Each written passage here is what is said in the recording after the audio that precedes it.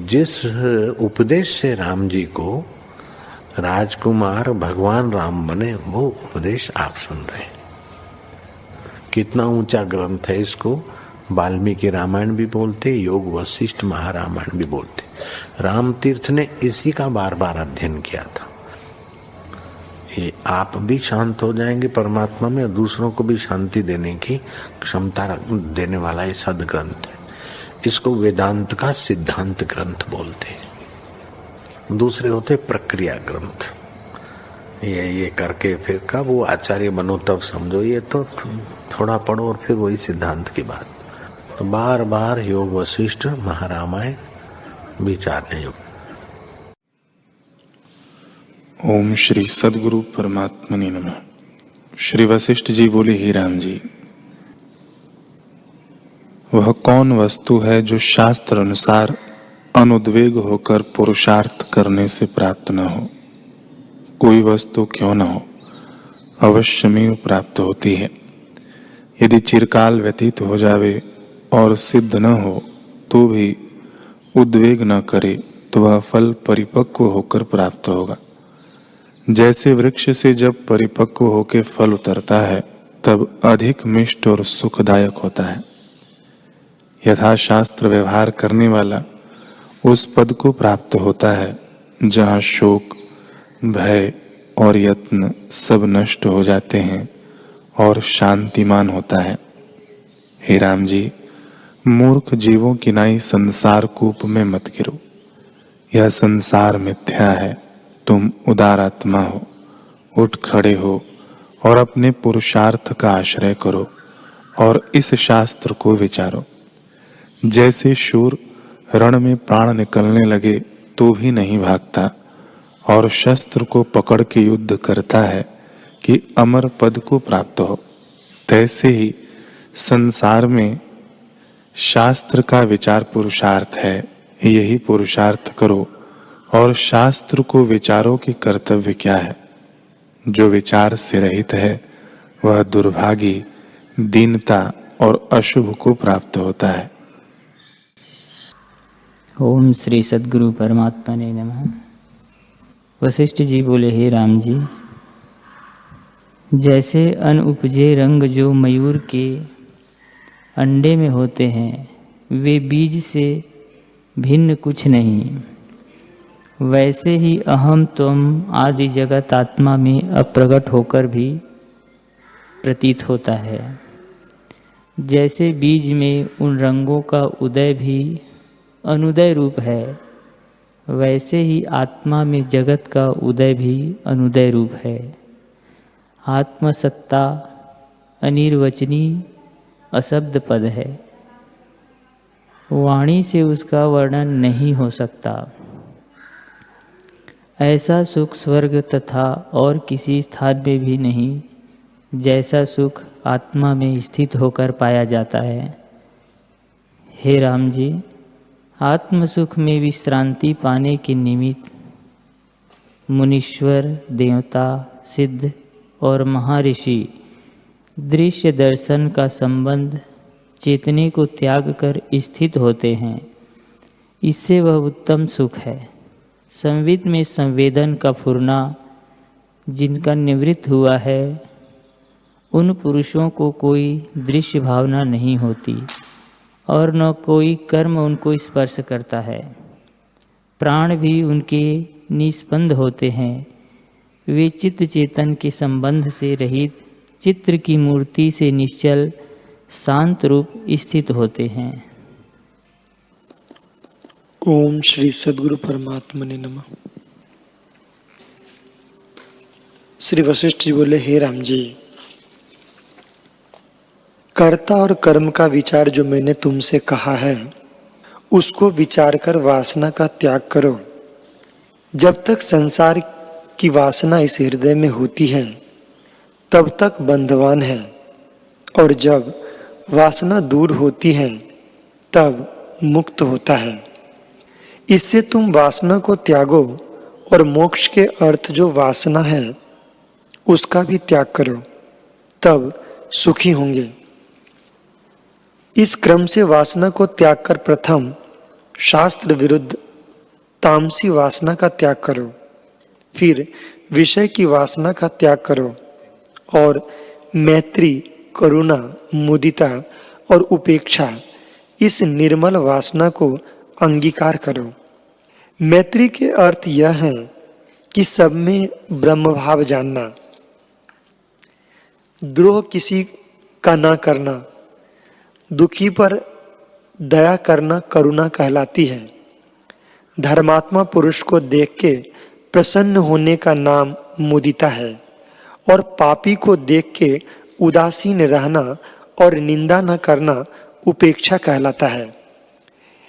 इन चारों प्रकार की वासनाओं से संपन्न हो हृदय से इनका भी त्याग करके इनका अभिमान न रखना चाहिए। यदि बाहर से इनका व्यवहार हो पर हृदय से दुर्वासना त्याग कर चिन्मात्र वासना रखनी चाहिए और पीछे इसको भी मन बुद्धि के साथ मिश्रित त्याग करना, तब जिससे वासना त्यागी है वह शेष रहेगा तो उसका भी त्याग करना है। हे राम जी, चिन्मात्र तत्व से कल्पना करके देह, इंद्रियां, प्राण, तम, प्रकाश, वासना अधिक ब्रह्म मात्र भासी आए हैं। जब मल अर्थात अहंकार संयुक्त इनको त्याग करोगे तब आकाशवत सम स्वच्छ होंगे।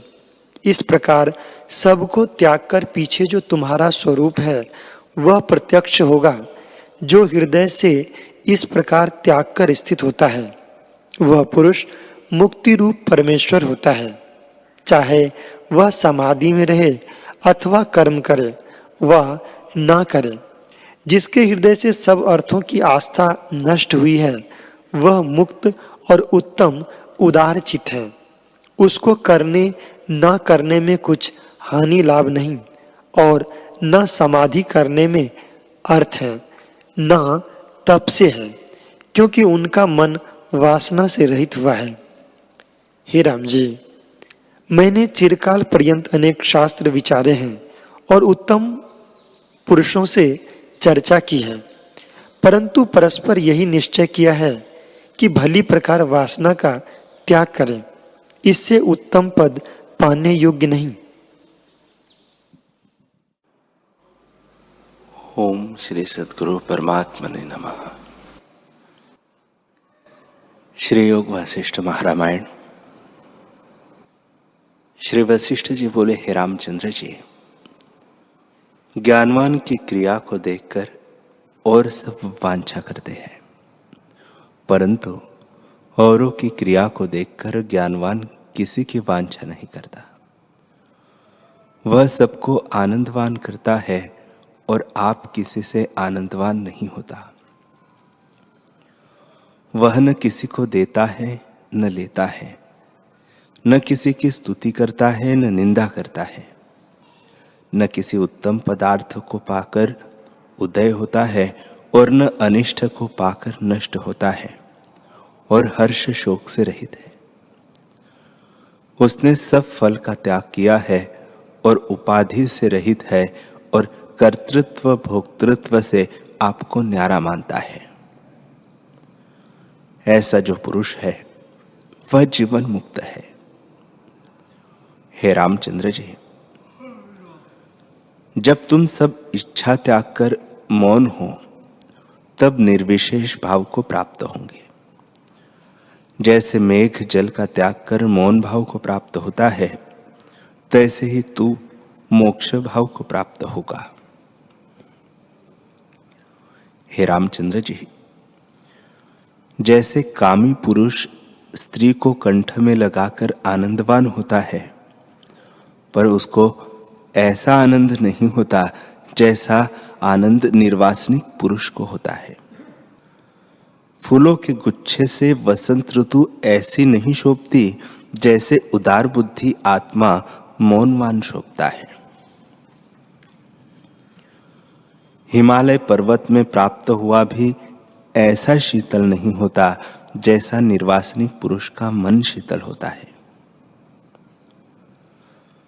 मोतियों की माला से और केले के वन को प्राप्त हुआ भी ऐसा सुख नहीं पाता और चंदनों के पान करने वाला भी ऐसा शीतल नहीं होता जैसा शीतल निर्वासनिक मन होता है। और चंद्रमा के स्पर्श से भी ऐसा शीतल नहीं होता जैसे निर्वासनिक पुरुष शीतल होता है।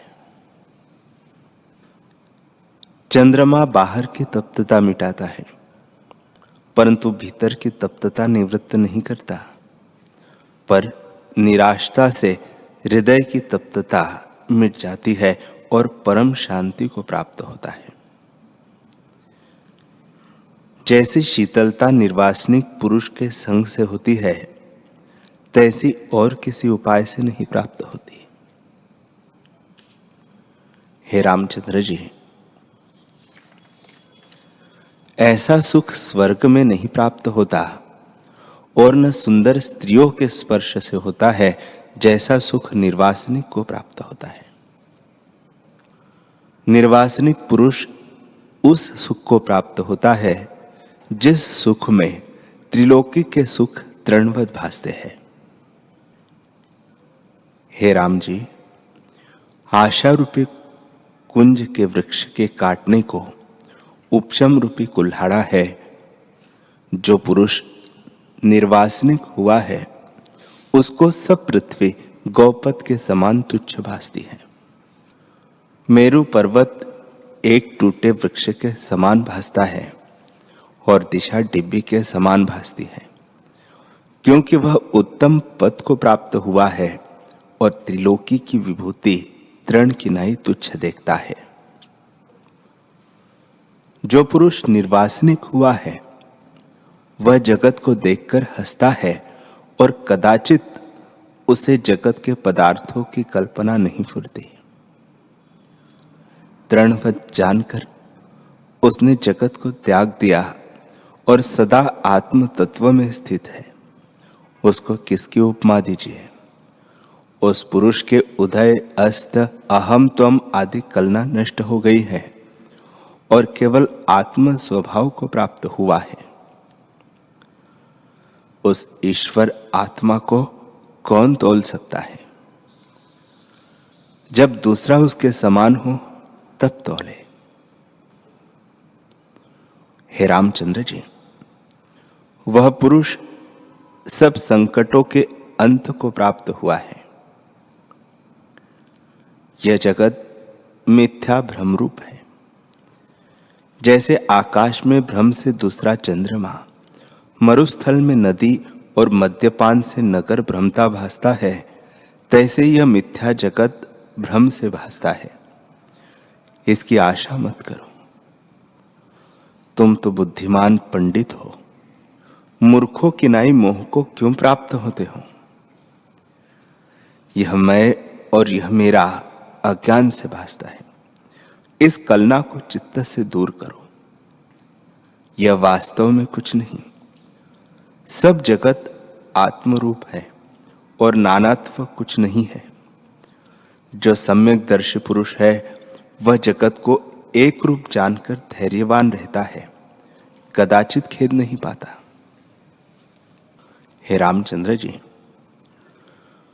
जो पुरुष निर्वासनिक हुआ है, आत्मविचार से आत्मपद को प्राप्त हुआ है, उसको देखकर मोहने वाली माया भी भाग जाती है और निकट नहीं आती। जैसे सिंह के निकट मृग नहीं आता, तैसे ही ज्ञानवान के निकट माया नहीं आती। सुंदर स्त्रियां, मणि, कंचन आदि धन और पत्थर, काष्ठ सब उसको तुल्य है। भोगों से उसको सुख नहीं होता और आपदा से खेद नहीं होता। वह सदा ज्यों का त्यों रहता है। जैसे पर्वत वायु से चलायमान नहीं होता, तैसे ही वह पुरुष सुख दुख से चलायमान नहीं होता। सुंदर बाला स्त्री उसके चित्त को खींच नहीं सकती। कामदेव के चलाए बाण उसके ऊपर टुकड़े टुकड़े हो जाते हैं और राग द्वेष उसको खींच नहीं सकते। वह सदा आपको निराकार, अद्वैत, निष्क्रिय और निर्गुण जानता है, और सुंदर बगीचे, ताल, बेली, शैया, इंद्रियों के विषय भोग और दुख देने वाले उसको तुल्य है, राग द्वेष को नहीं प्राप्त करते। जैसे ऋतु के अनुसार मीठा और कटु फल होता है, तो उसको किसी में राग द्वेष नहीं होता। अकस्मात जो भोग प्राप्त होता है उसको वह भोगता है, परंतु हर्ष और शोकवान नहीं होता। हे रामचंद्र जी, यथार्थदर्शी इष्ट अनिष्ट से चलायमान नहीं होता। जैसे वसंत ऋतु के आने जाने में पर्वत सुख दुख को प्राप्त नहीं होता, वह कर्म इंद्रियों से कर्म करता है, परंतु उसमें आसक्त नहीं होता, और बाह्य दृष्टि से आसक्त भासता है, परंतु भीतर आसक्त नहीं होता। वह जो बाहर आसक्ति दृष्ट नहीं आता, परंतु चित्त आसक्त है, वह डूबता है। जैसे शुद्ध मणि कीचड़ में दृष्टि आती है तो भी उसको कुछ कलंक नहीं, और जो बीच से खोटी है वह यदि बाहर से उज्जवल भी भासती है तो भी सकलंक है। तैसे जो चित्त से आसक्त है वह आसक्त है, और जो चित्त से आसक्त नहीं वह आसक्त नहीं। हे रामचंद्र जी, आत्मसत्ता सदा प्रकाश रूप, नित्य, शुद्ध और परमानंद स्वरूप है। जिस पुरुष को अपने शुद्ध स्वरूप का ज्ञान है उसको विस्मरण नहीं होता। हे राघव, जिसके शरीर से अहम भाव उठ गया है और इंद्रियों से कर्म करता है, तो वह करता भी नहीं करता, और जिसके देह में अहम भाव है वह नहीं करता भी करता है। जैसे किसी को चिरकाल के उपरांत बांधो मिला विस्मरण नहीं होता, तैसे जिसने अपना स्वरूप जाना है उसको वह फिर विस्मरण नहीं होता। हे रामचंद्र जी, जिसको शुद्ध स्वरूप का सम्यक ज्ञान होता है उसको भ्रांति रूप जगत नहीं भासता। जैसे रस्सी में भ्रम से सर्प भासता है, पर जब भ्रम निवृत्त हुआ तब ज्यों की त्यों रस्सी भासती है, सर्प नहीं भासता। जैसे मरुस्थल में जल बुद्धि निवृत्त हुए फिर जल बुद्धि नहीं होती, तैसे ही आत्मा के जाने से देह भाव नहीं होता। जैसे पहाड़ से नदी उतरती है सो फिर पहाड़ पर नहीं चढ़ती, और सुवर्ण का खोट अग्नि से जला हुआ चाहे कीचड़ में डालिए फिर खोटा नहीं होता। तैसे ही जब हृदय की चित ग्रंथि टूटी तब गुणों के व्यवहार में गांठ नहीं पड़ती, अर्थात बंधयमान नहीं होता। जैसे वृक्ष से टूटा फल फिर नहीं लगता, तैसे जिसका देह अभिमान टूटा है उसको फिर अभिमान नहीं होता। जैसे लोहे के हथौड़े से पारे को चूर्ण किया तो वह फिर नहीं फूलता। जिस पुरुष ने अविद्या को जाना है वह फिर उसकी संगति नहीं करता, और जिस ब्राह्मण ने चांडालों की सभा जानी फिर वह उनकी संगति नहीं करता। तैसे ही आत्म विचार से मन को चूर्ण किया तब फिर वह नहीं फुरता। जिस पुरुष ने अविद्यारूप जगत को जाना वह फिर जगत के पदार्थों में आसक्त नहीं होता। हे रामचंद्र जी, विष जो मधुर जल में मिला हो तो जब तक जाना नहीं तब तक उसको कोई पान करता है, और जब उसको जाना तब फिर पान नहीं करता। तैसे ही जब तक इस संसार को ज्यों का त्यों नहीं जाना, तब तक इसके पदार्थों की इच्छा करता है। पर जब जाना कि यह महामाया मात्र है, तब इसकी इच्छा नहीं करता। हे रामचंद्र जी, सुंदर स्त्री जो नाना प्रकार के वस्त्र और भूषणों सहित दृष्टि आती है, उनको ज्ञानवान जानता है कि ये अस्थि, मांस, रुधिर आदि की पुतलियां बनी हैं और कुछ नहीं। जो इनकी इच्छा त्यागता है वह विरक्त हो जाता है। जैसे मूर्ति पर नील, पीत, श्याम रंग लिखे होते हैं, तैसे ही उनके वस्त्र और केश है। हे रामचंद्र जी, जिस पुरुष को आत्मा का साक्षात्कार होता है, उसको अवस्तु में वस्तु बुद्धि नहीं होती। अवस्तु में वस्तु बुद्धि तब होती है जब वस्तु का विस्मरण होता है।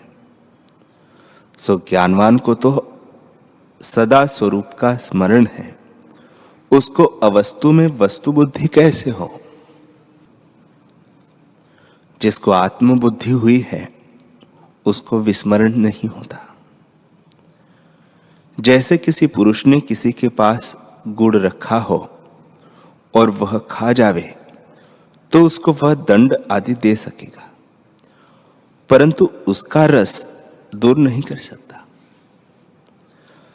तैसे ही जिसको आत्मा का अनुभव हुआ है, उसको कोई कुछ नहीं कर सकता। हे रामचंद्र जी,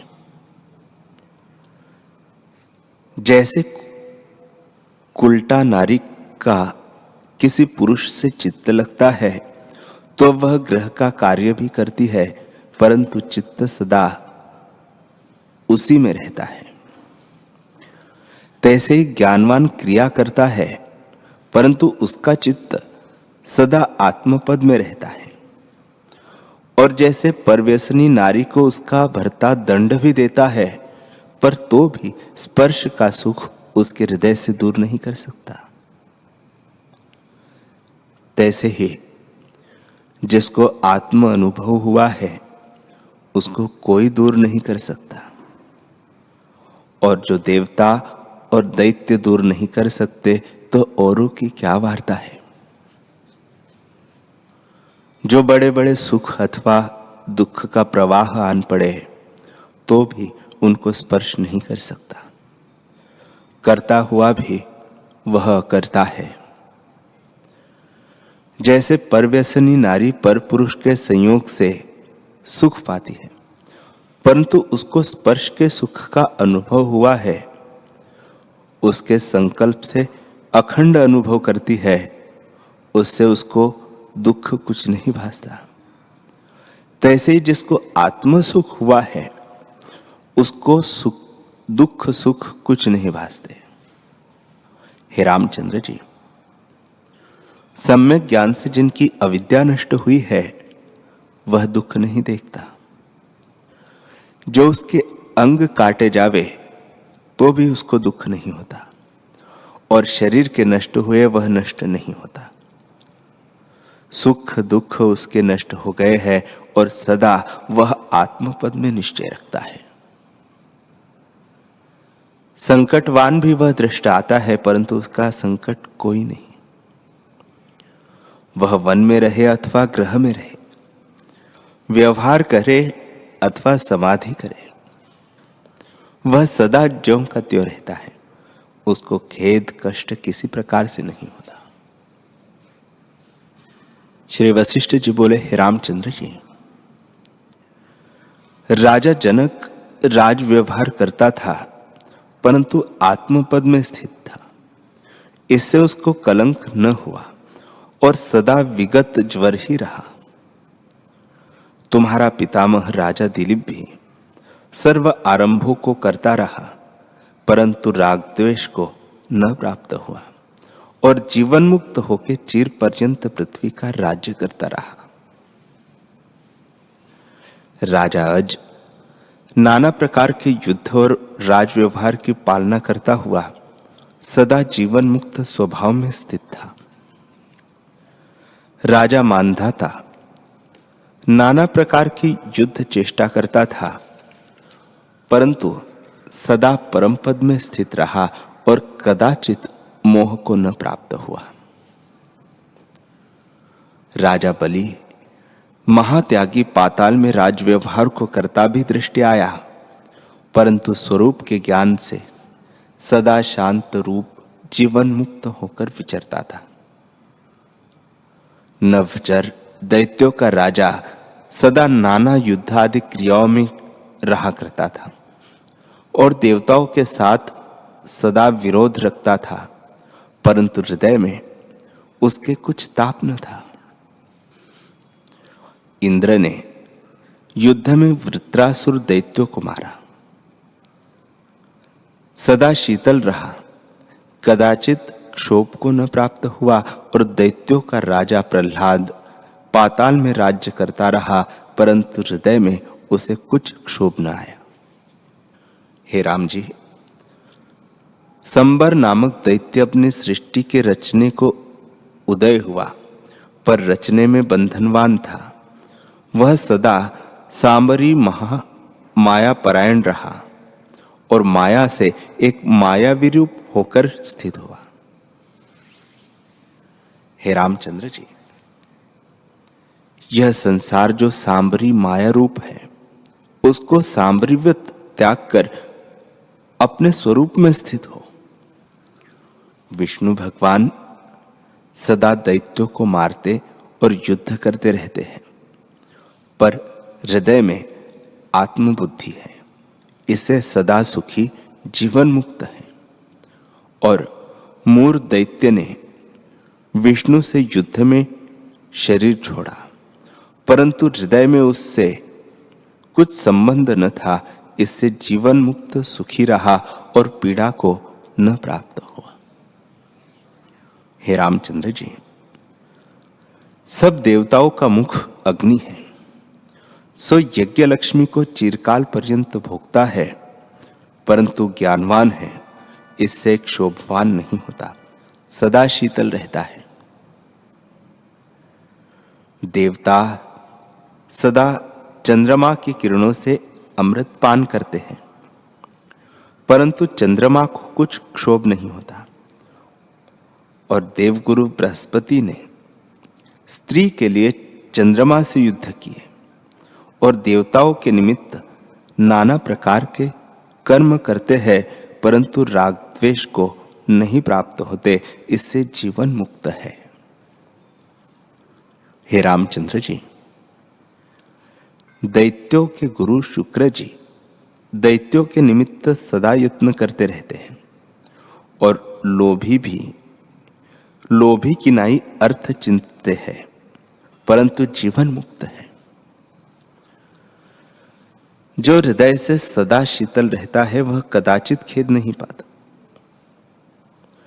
पवन प्राणियों के अंगों को चिरकाल फेरता है और चेष्टा करता है, पर खेद को नहीं प्राप्त होता, इससे जीवन मुक्त है। ब्रह्मा सदा लोकों को उत्पन्न करता है और प्रलय पर्यंत इसी क्रिया में रहता है, परंतु उसे स्वरूप का साक्षात्कार है, इससे जीवन मुक्त है। विष्णु भगवान युद्ध आदि द्वंद्वों में रहते हैं और जरा मृत्यु आदि भावों को प्राप्त होते हैं, परंतु सदा मुक्त स्वरूप है। सदाशिव त्रिनेत्र अर्धांगधारी है, परंतु हृदय में संयुक्त नहीं है, इससे वे जीवन मुक्त है। गौरी मोतियों की माला कंठ में धारती है और त्रिनेत्र को सदा मालावत कंठ में रखती है, परंतु हृदय से शीतल रहती है, इससे जीवन मुक्त है। स्वामी कार्तिक दैत्यों के साथ युद्ध करते रहे, परंतु ज्ञान रूपी रत्नों के समुद्र थे और हृदय से शीतल थे। सदाशिव के श्रृंगी गण अपना रक्त मांस माता को देते थे, परंतु धैर्य में थे, इससे खेद को न प्राप्त हुए, और नाना प्रकार की क्रिया करते थे परंतु जीवन मुक्त थे, इससे सदा सुखी थे। नारद मुनि सदा मुक्त स्वभाव है और सदा जगत की क्रियाजाल में रहते हैं, परंतु क्षोभ नहीं पाते, इससे जीवन मुक्त है। मनमौन जो विश्वामित्र है, वे वेदोक्त कर्म करते फिरते रहते हैं, इससे जीवन मुक्त है। सूर्य भगवान दिन को प्रकाश करते हैं और फिरते रहते हैं, परंतु जीवन मुक्त और सदा सुखी रहते हैं। यम सदा जीवों को दंड करते रहते हैं और क्षोभ में रहते हैं, परंतु जीवन मुक्त है। इंद्र कुबेर से आदि लेकर त्रिलोकी में बहुत जीवन मुक्त है, जो व्यवहार में शीतल है। कोई मूढ़ शिलावत हो रहे हैं, कोई परम बोधवान वन में जा स्थित हुए हैं, जैसे भृगु, भारद्वाज और विश्वामित्र बहुतेरे चिरकाल पर्यंत राजपालन करते रहते हैं, जैसे जनक, मानधाता आदि। कोई आकाश में बड़ी कांति धारक बृहस्पति, चंद्रमा, शुक्र, सप्तर्षि आदि आकाश में स्थित हुए हैं। कोई स्वर्ग में अग्नि, वायु, कुबेर, यम, नारद आदि है। पाताल में जीवन मुक्त प्रहलाद आदि हुए हैं। कोई देवता रूप धारकर आकाश में स्थित है, कोई मनुष्य रूप धारकर मनुष्य लोक में स्थित है, और कोई तिर्यक योनि में स्थित है। उनको सर्वथा, सर्व प्रकार, सर्व में सर्वात्म रूप हो भासता है, कुछ भिन्न नहीं भासता। नाना प्रकार का व्यवहार है, सो भी अद्वैत से किया है। हे रामचंद्र जी, दिव्य विष्णु, विधाता, सर्व ईश्वर और शिव आदि सब आत्मा के ही नाम हैं। वस्तु रूप में जो अवस्तु है और अवस्तु में जो वस्तु है, सो अवस्तु से वस्तु तब निकलता है जब युक्ति होती है, और वस्तु से अवस्तु भी युक्ति से ही दूर होती है। जैसे अवस्तु रूप रेत से सुवर्ण युक्ति से निकलता है, और वस्तु रूपी सोने से मैल युक्ति से दूर होता है, तैसे ही अवस्तु रूप देहादिकों में वस्तु रूप आत्मा शास्त्रों की युक्ति से पाता है, और वस्तु रूप आत्मा से दृश्य रूप अवस्तु भी शास्त्रों की युक्ति से दूर होती है। हे रामचंद्र जी, जो पापों से भय करता है, वह जब धर्म में प्रवर्तता है तब निर्भय होता है, और दुखों के भय से जीव आत्मपद की ओर प्रवर्तता है, तब भावना के वश से असत से सत पाता है। ध्यान और योग भी सूक्ष्म है, यत्न के बल से उनसे सत को पाता है, और जो असत है वह उदय होकर सत भासता है। जैसे बाजीगर की बाजी और शशे के सिंह भास आते हैं, तैसे ही आत्मा में असत रूप जो जगत है, सो अज्ञान से दृढ़ होकर भासता है, परंतु कल्प के अंत में यह भी नष्ट हो जाता है। हे रामचंद्र जी, यह जो सूर्य है, चंद्रमा, इंद्र आदि है, उनके नाम भिन्न भिन्न रहेंगे, और बड़े सुमेरु आदि पर्वत, समुद्र और भाव पदार्थ जो उत्तम, मध्य, कनिष्ठ भासते हैं, वे सब नाश हो जाएंगे, क्योंकि सब माया मात्र है, कोई न रहेगा। ऐसे विचार करके इनके भाव अभाव में हर्ष शोक मत करो और समता भाव को प्राप्त हो जाओ। हरि ओम, हरि ओम।